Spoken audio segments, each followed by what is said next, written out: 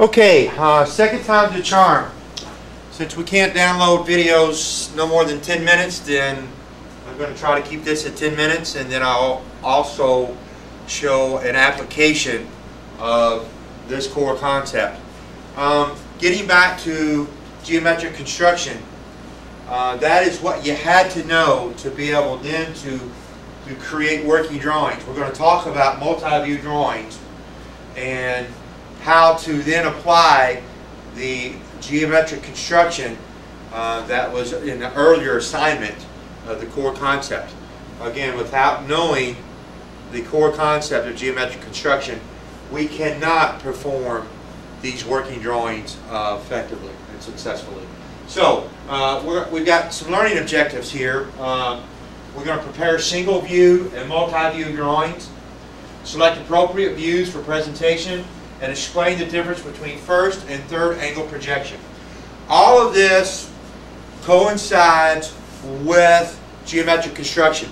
That's drawing the shapes that I spoke of in the earlier assignment, drawing the triangles, drawing the polygons, drawing the squares or rectangles, the aligned segments.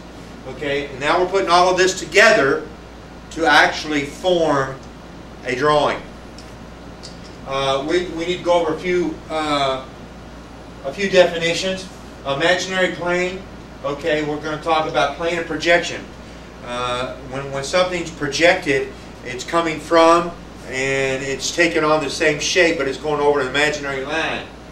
We're going to talk about true size and shape. Multi-view projection.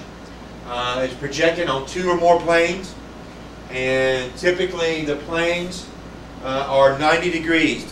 The projection is always 90 degrees to the plane.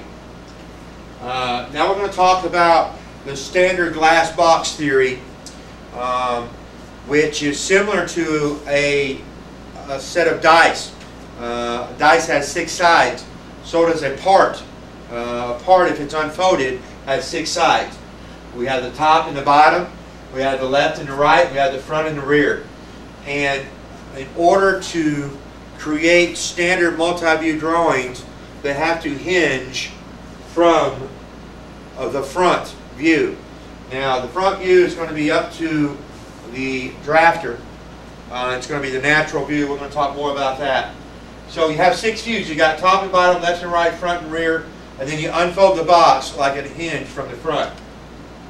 Here's an example. There's the front view and everything is unfolded from there. There's your top view, bottom view, right side, left side, and in view. Okay? The glass box principle. Top, front, bottom, same thing. Relationships between views. The top is going to have the width and the depth, which is your X and your Y. When we speak of X and Y, we can think of it as an axis. This being a Y, this being an X axis, and this being a Z, which is your depth. You have the top, which has a relationship to the front. The relationship is the widths are the same. The right side then has a relationship to what? The top and the front. And we're going to go over that principle as I show you the application of this concept. There's 3 conventional views. Typically, this is what you're going to have. You're going to have the right, the front, and the top. That's typical. Again, you need to have enough views to accurately and graphically represent the part.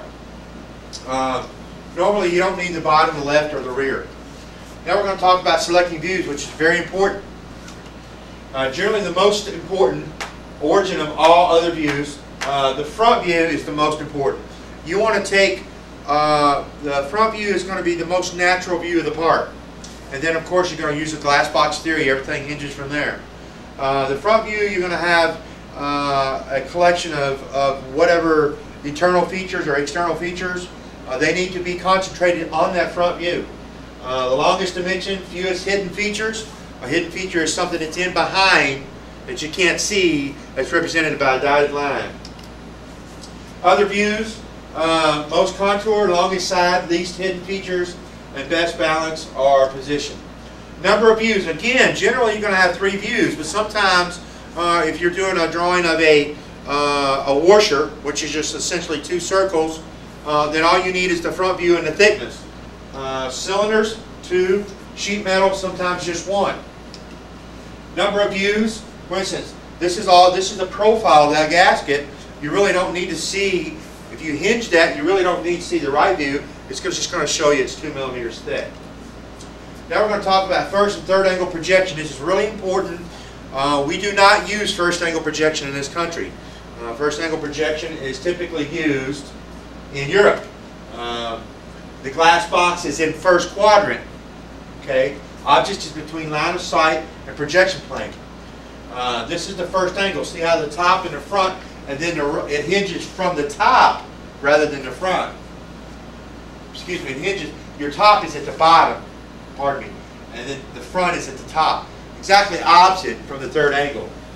Third angle, which is used in the United States, where it's in the third quadrant. Again, here it is. The front, the top, the right, the left, and the back side. These are the symbols that you'll see on a drawing. Some more geometry. Alternative views, best way to use conventional placement, check standards. Use only when space is a problem. Alternative views, anything other than the 3 basic or 6 standard views, it would be an alternative view. Remove views, that's a view